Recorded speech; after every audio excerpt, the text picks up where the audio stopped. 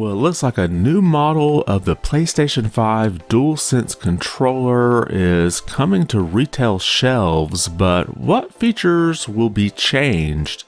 Hey everyone, welcome back to the channel.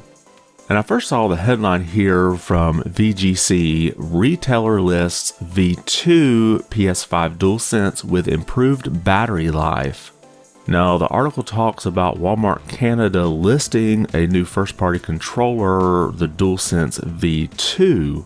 However, when you click on the link, it actually takes you to Best Buy Canada, so I don't know if maybe the old listing was taken down and they just updated the link, but forgot to change the name. But at any rate, we'll take a look here at that Best Buy listing in Canada. And you can see the title here, PlayStation 5 V2 DualSense Wireless Controller.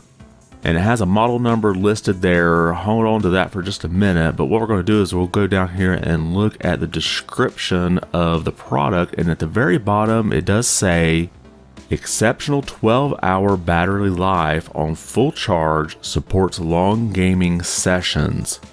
Now, from everything I can tell, there's nothing else different between the previous version of the DualSense and this new version.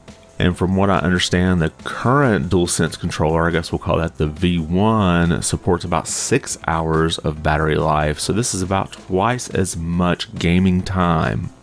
So those of us in the US are probably wondering, when can we get our hands on this new controller?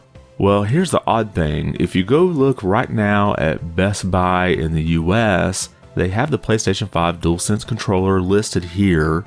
But when you look at the model number, it now has two model numbers there with one SKU. So what that tells me, and I could be off here, so let me know in the comments if I am, it sounds to me like this V2 is just going to replace the V1. And what I can tell from the image here of the box for the V2 DualSense controller listed at Best Buy Canada, you really can't tell from the outside of the box either. Now, maybe on the back of the box there might be a model number, so if you were actually in a box store, you might be able to look at the back of it and determine that you're getting a V2. But if you're ordering it online, it looks to me by the listing at the Best Buy in the US that they're just going to replace it with the new V2 as they run out of the V1s.